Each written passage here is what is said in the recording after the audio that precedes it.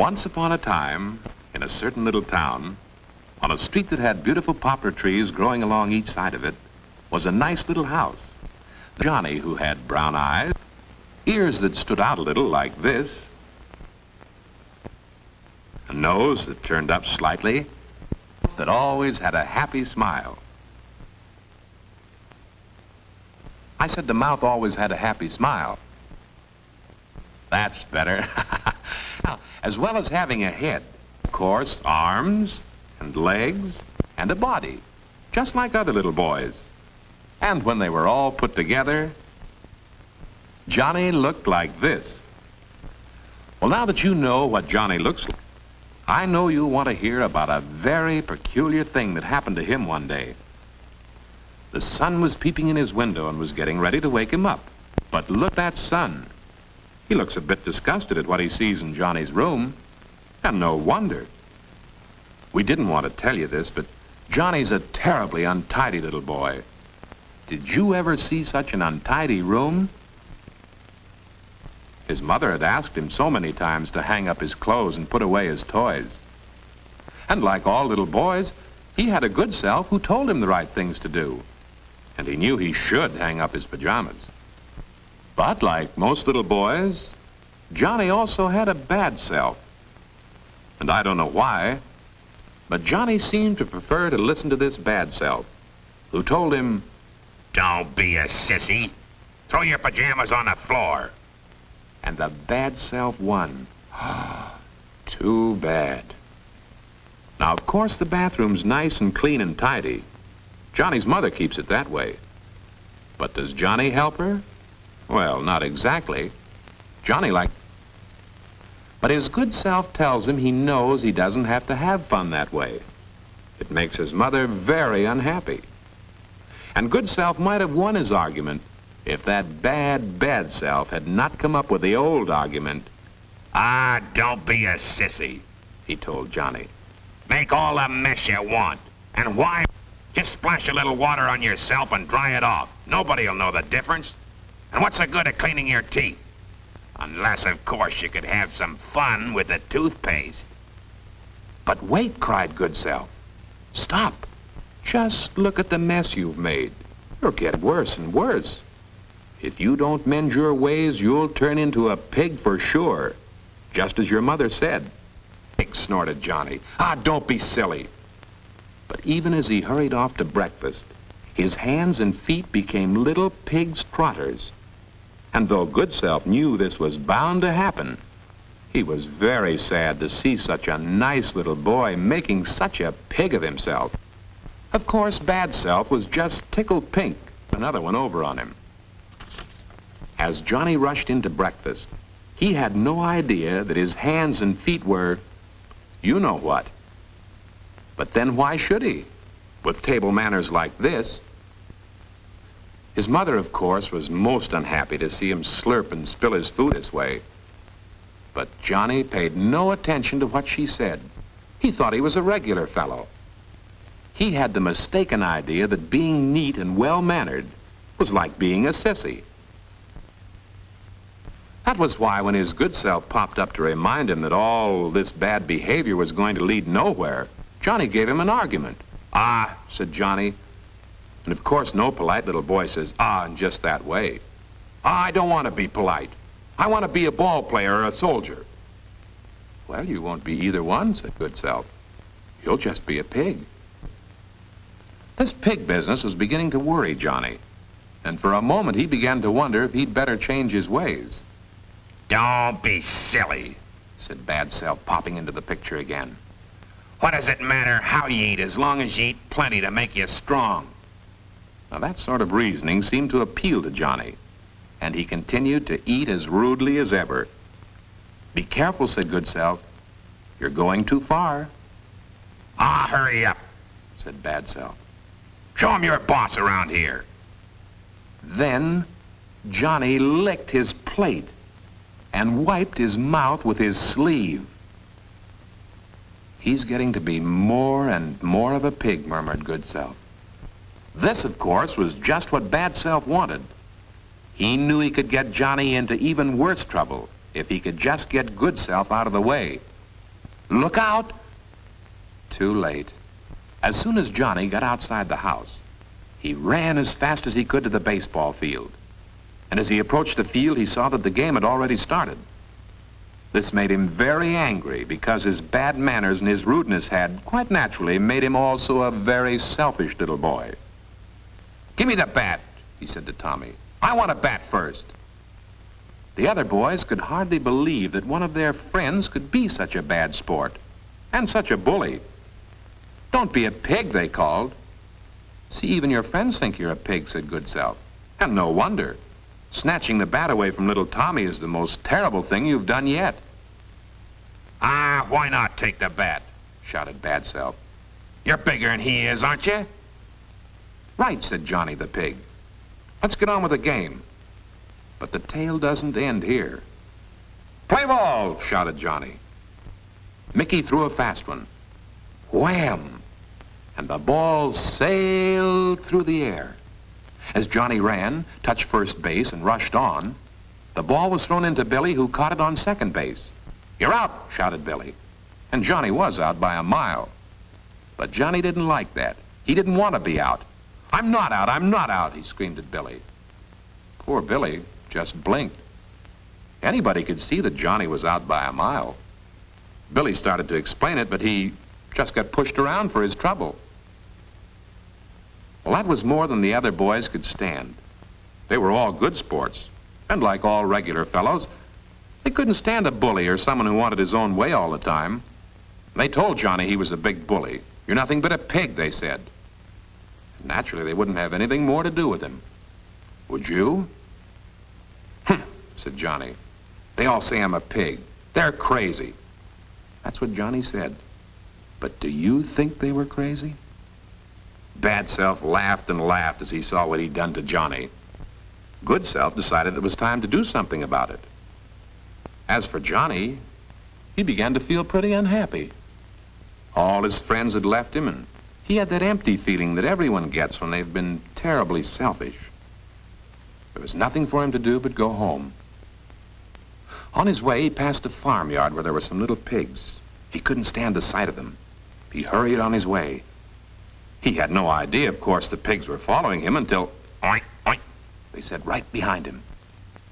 "Shoo, shoo," said Johnny to the pigs. Go on home." But the little pigs just stood there and smiled at him. They thought this was fun. They'd never seen a pig with clothes on. Johnny was pretty worried by this time, so he started to run. The pigs ran right behind him. So he ran faster. And the faster Johnny ran, the faster the pigs ran.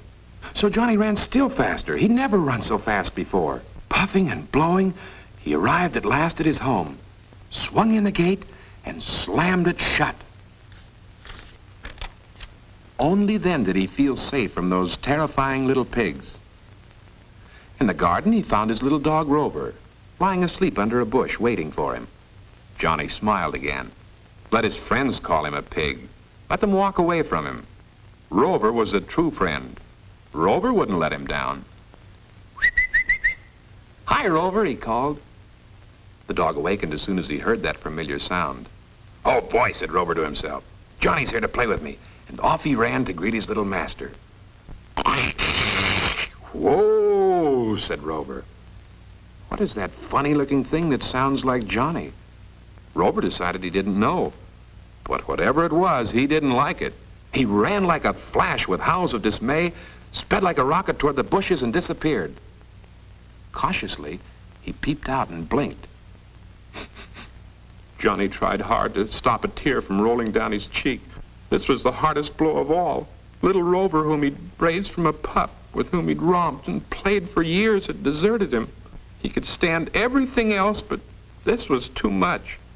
He would have to find his mother. Would she run away from him? He'd been very rude and very disobedient. Yes, he'd better see his mother. On the way through the hall, Johnny passed the mirror. Huh? Who was that? Who was that funny-looking creature? He looked at it this way. He looked at it that way. And he looked at it the other way. "Oh, it's me, Sovereign Catfish! Ma, he yelled. Now he really had to find his mother quickly. "Oh, Mother, Mother," he said, "I've turned into a pig. No one will have anything to do with me, not even Rover. Oh, Mother, I've turned into a pig." "Well, of course you have," said his mother. "You've turned into a pig because you preferred to act like one." "I didn't want to be a pig," said Johnny. I just don't want to be a sissy." "So that's it," his mother said. "You're afraid of being a sissy. Well, just let me show you something." And she turned on the movie projector. "Do you know who those men are?" asked Johnny's mother. "Sure, they're West Point cadets," answered Johnny. "That's right. And see how smartly they march. Notice how clean and well-kept their uniforms are. Do you think they're sissies?" "Well, no," Johnny agreed they couldn't be sissies. Then said his mother, "If the future generals of the United States can keep clean, you should too." Johnny thought about that and agreed it was probably so. But he added, "If I had a uniform like that and were a West Point cadet, I would naturally keep myself clean." "Mm-mm," said his mother. "Things like that just don't happen. These young men earned the right to be cadets by being clean and well-mannered first. You can't change from being dirty and bad-mannered into being clean and well-mannered all of a sudden." "You can't?" And Johnny seemed worried. "Well," said his mother, "if you made up your mind to try very hard, perhaps you could." In the academy and the barracks rooms where they live, the cadets study hard and practice being orderly, clean, and tidy. These young men know that without good manners, they will never be good officers.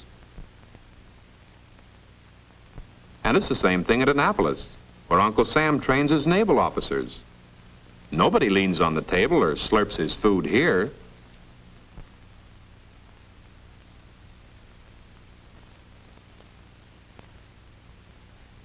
Here's the Navy football squad. But good manners are not forgotten on the playing field. The men learn to tackle hard and to tackle fairly.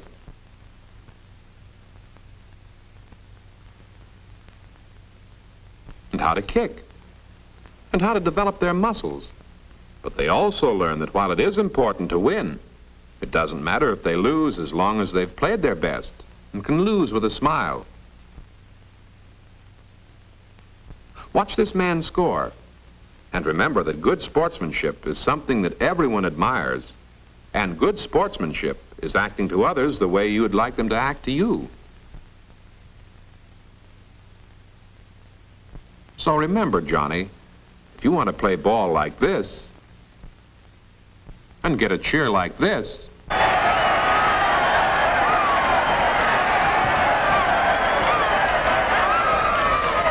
play fair, play for the team, and never, never act like a pig. "Oh, boy," said Johnny, "that was a wonderful movie. Now I know exactly what to do." "Well," said his mother, "now's the time to begin then. Because once you've made up your mind to do something, you must act immediately." As Johnny rushed away, you could see that he felt better already. He ran up the stairs as fast as he could and entered his room. "No wonder I turned into a pig," he said as he looked around. Quickly, he gathered up all his clothes he'd left scattered around and hung them up neatly in his closet, just as he'd seen the cadets do. Then he picked up and put away his toys in the toy box.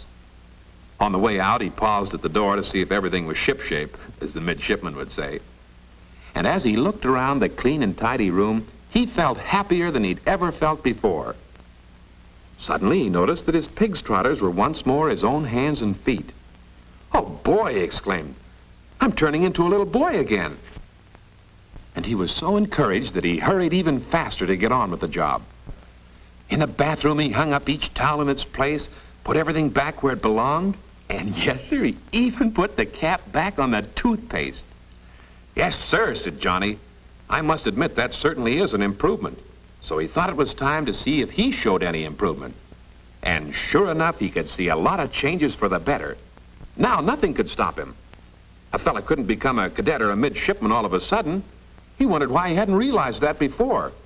At lunchtime, Johnny sat up straight at the table as he'd been taught to do, arranged his napkin properly, and instead of reaching for the food, asked his mother to pass it for him.